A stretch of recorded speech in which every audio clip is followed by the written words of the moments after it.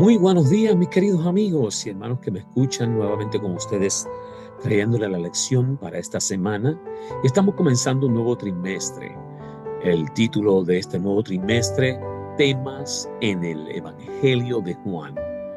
Y la lección número 1 lleva como título, Señales que indican el camino. Así es que vamos a ver cuáles son estas señales que van indicando ese camino, ¿verdad?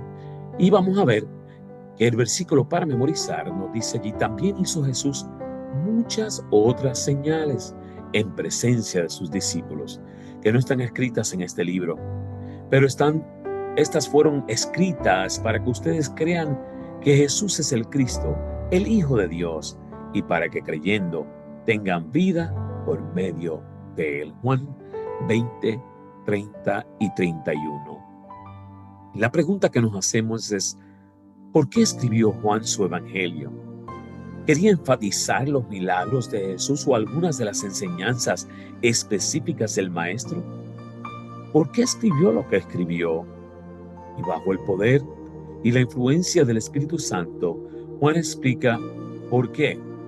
Dice que aunque se podrían escribir muchas cosas más sobre la vida de Jesús, de Cristo, Juan 21-25, los relatos que incluyó se escribieron para que ustedes crean que Jesús es el Cristo, el Hijo de Dios, y para que creyendo tengan vida por medio de él. Nos dice en Juan 20-31. Y esta semana vamos a examinar el Evangelio de Juan, algunos de los primeros milagros de Jesús, desde que cómo convirtió el agua en vino en una boda, hasta cómo devolvió la salud al hijo enfermo de alguien, pasando por la curación del hombre en el estanque de Betesda. Juan llama señales a estos milagros. No se refiere a algo como una señal en la calle, sino a un acontecimiento milagroso que señala hacia una realidad más profunda. Jesús como Mesías. En todos estos relatos vemos ejemplos de personas que respondieron por fe, y sus ejemplos nos invitan a hacer lo mismo. Así es que esto es lo que vamos a estar estudiando esta semana, estas grandes señales que encontramos en el Evangelio de Juan. Cuando Juan comienza a escribir su Evangelio, ya existían 3 versiones de la vida de Jesús reconocidas como inspiradas: los Evangelios de Mateo, Marcos y Lucas.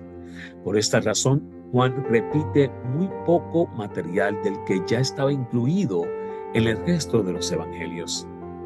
El 66% de su relato es único. También es única la manera de presentar a Jesús. Para Juan, los milagros del Maestro son señales. Estas señales fueron seleccionadas por Juan con un propósito: que todo aquel que las lea crea que Jesús es su Salvador y por ello tenga vida eterna. Allá en Juan 20-31. Mis queridos, esta semana, como todas las semanas, en varios puntos, vamos a estar haciendo énfasis a cada detalle de esta lección. El milagro de las bodas de Canaán en Juan 2:1-11, la señal que marca el inicio del camino. El milagro del hijo del oficial allá en Juan 4:46-54, la señal para el que no tiene fe. El milagro del estanque de Betesda en Juan 5:1-47, la señal para el desesperado, la señal para el que no quiere entender y la señal avalada por testigos. Y cada uno de estos son los temas que estamos escudriñando esta semana. Y vamos a comenzar con el milagro de la boda de Canaán, allá en Juan 2:1-11. Y miren, mis queridos, lo que nos dice allá.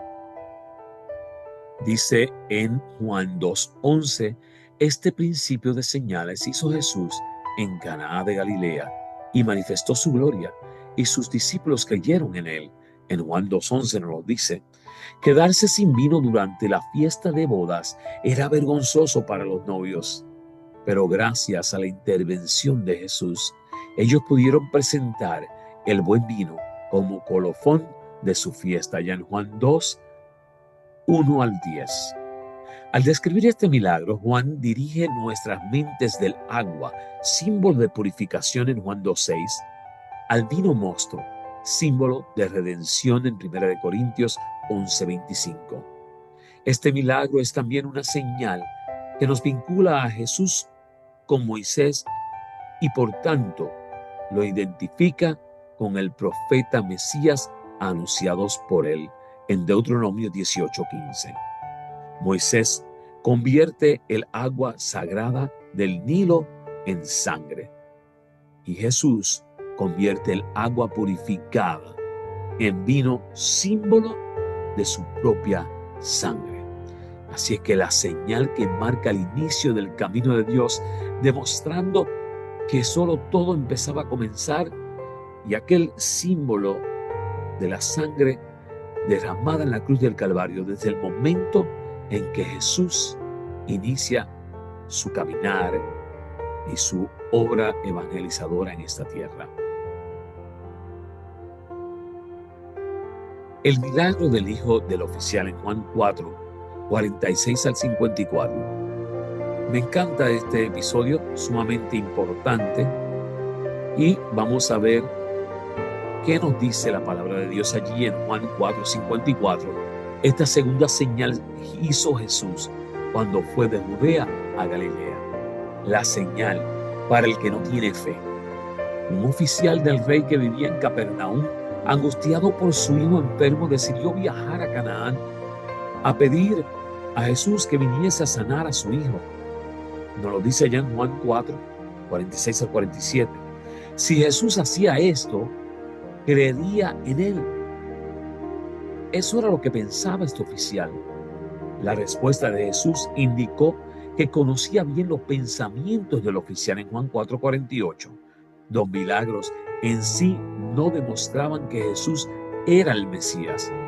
Satanás mismo puede hacer milagros, también nos lo dice en Éxodos 7:22 y Apocalipsis 13:13.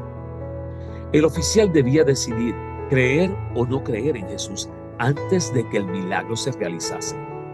Y aunque el relato no lo dice, podemos imaginar las lágrimas del oficial suplicando por la vida de su hijo, que dependía ahora de su propia fe en Juan 4:49.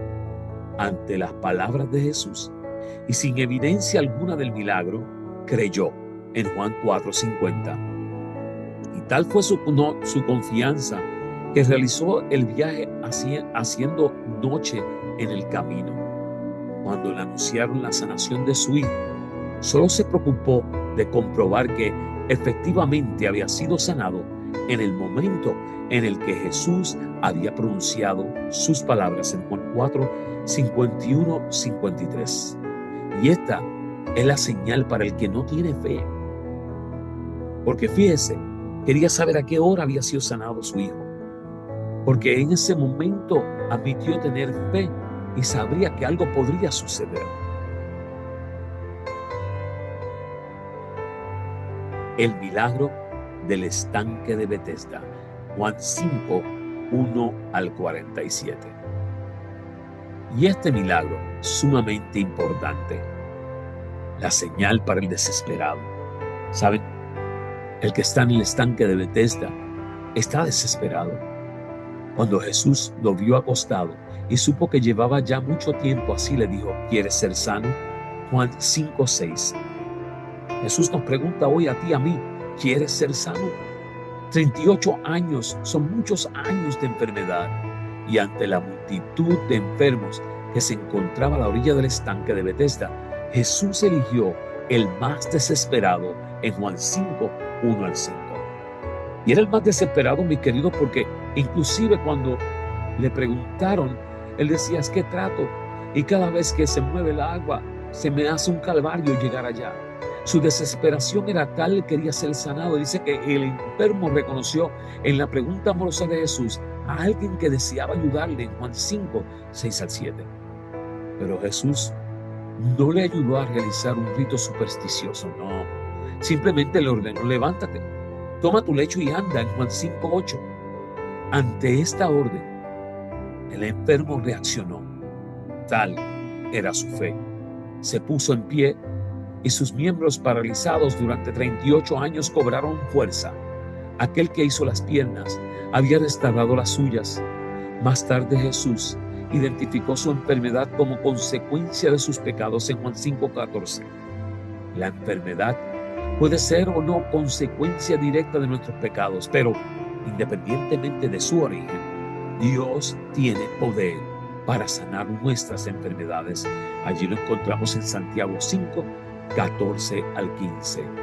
Mis amigos, la señal para el desesperado se encuentra en Cristo Jesús. La señal para el que no quiere entender. Miren, y por esto los judíos perseguían a Jesús y procuraban matarle, porque hacía estas cosas en sábado. Juan 5:16. Era lógico que una vez sanado, el enfermo regresase a su casa portando sus pertenencias, pero estaba transgrediendo el sábado en Juan 5:10. Ante esta acusación, el hombre se defendió diciendo que su sanador se lo había ordenado y la cuestión quedaba zanjada allá en Juan 5:11 al 13. Pensando que querrían alabar a su sanador, cuando supo que Jesús le había curado, corrió a decírselo a aquellos que le habían preguntado en Juan 5:14 al 15. Pero no todos reaccionaban igual ante las señales de Jesús en Juan 5:16. Jesús sabía que levantaría prejuicios cuando ordenó al paralítico cargar su lecho en sábado.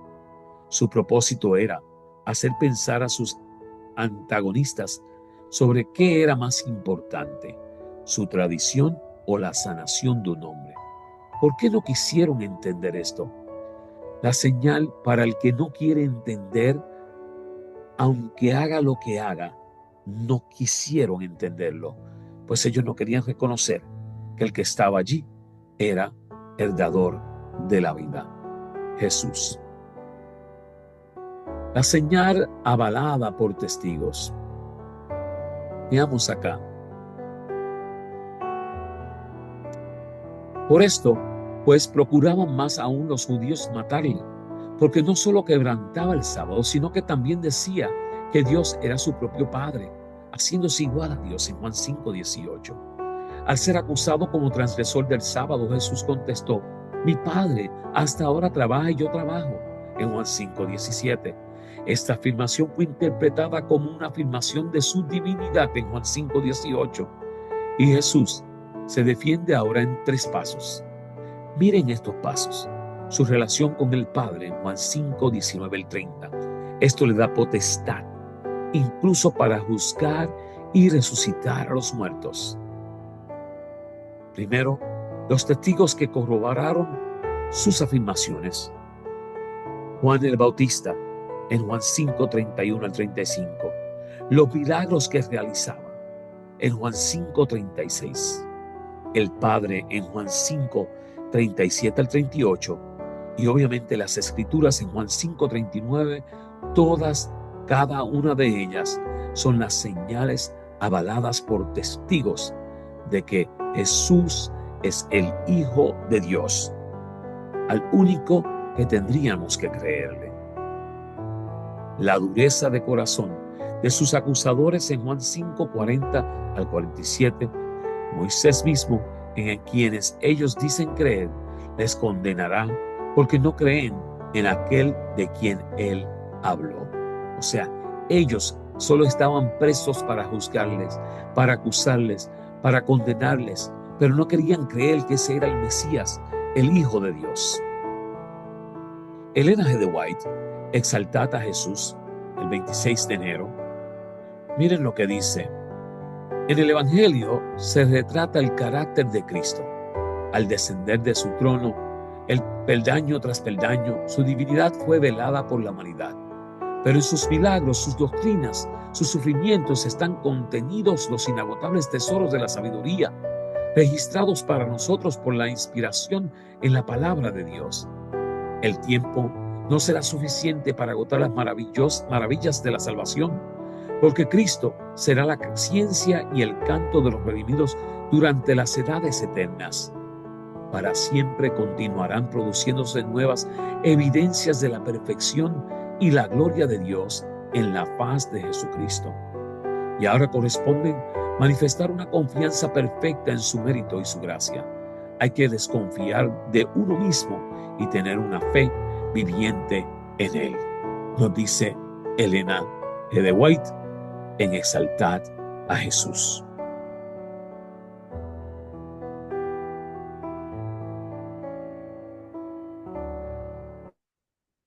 Jesús no le había dado seguridad alguna de ayuda divina. El hombre podría haberse detenido a dudar y haber perdido su única oportunidad de sanar, pero creyó en la palabra de Cristo y al obrar de acuerdo con ella recibió fuerza. Por medio de la misma fe podemos recibir curación espiritual. El pecado nos separó de la vida de Dios. Nuestra alma está paralizada. Por nosotros mismos somos tan incapaces de vivir una vida santa como aquel lisiado lo era de caminar. Son muchos los que comprenden su impotencia y anhelan esa vida espiritual que los pondría en armonía con Dios y luchan en vano para obtenerla. En su desesperación claman: miserable hombre de mí, ¿quién me librará de este cuerpo de muerte? Alcen la mirada, esas almas que luchan presas de la desesperación. El Salvador se inclina hacia el adquirido por su sangre, diciendo con inefable ternura y compasión: ¿quieres ser sano? Mis queridos, ¿quieres ser sano? Él los invita a levantarse llenos de salud y paz. No esperen hasta sentir que son sanos. Crean en su palabra y se cumplirá. Pongan su voluntad de parte de Cristo. Quieran servirlo y al obrar de acuerdo con su palabra recibirán fuerza. Cualquiera que sea la mala práctica, la pasión dominante que haya llegado a esclavizar el alma y el cuerpo por haber cedido a largo tiempo a ella, Cristo puede y anhela librarlas. Él impartirá vida al alma de los que están muertos en sus transgresiones y pecado. Librará al cautivo que está sujeto por la debilidad, la desgracia y la cadena del pecado. Y esto lo encontramos en el deseado de todas las gentes, páginas 172 y 173. Jesús rechazó el cargo de blasfemia. Mi autoridad, dijo él, por hacer la obra de la cual me acusan, es que soy el Hijo de Dios, uno con Él en naturaleza, voluntad y propósito. Nos dice la página 178 del deseado de toda la gente. Mis queridos, qué lección tan maravillosa. Nos habla señales que indican el camino. ¿El camino a quién? A Cristo Jesús. Y te pregunto a ti en esta mañana que me escuchas, ¿estás dispuesto tú a escuchar esas señales y a seguirlas por el camino correcto? Oramos. Amante Padre que habitas en las alturas de los cielos, te damos gracias porque tú nos das la oportunidad de ver estas señales como una oportunidad de crecimiento espiritual, donde podamos apartarnos del pecado y vivir consagrados junto a ti. Ayúdanos a servirte, a seguirte de todo corazón. Quédate con nosotros, guárdanos y perdona nuestros pecados. Te lo pedimos en el nombre de Jesús. Amén. Mis queridos, estoy compartiendo esta lección nueva, un poco más diferente a lo que estábamos haciendo. Queremos ir mejorando para poder programarla y llevarla a otro nivel para que otros puedan conocer de la poderosa palabra de Dios. Te insto de nuevo, compártela a través de YouTube. Si es que tienes tu canal, suscríbete a mi canal de YouTube, Joseph Plus. Y también puedes ahora compartirla para escucharla a través de Spotify y podcast. Pueden también buscar allá en su buscador, lección de escuela sabática, comentarios. Te suscribes y la puedes compartir. Mis queridos, Dios te bendiga, Dios te guarde.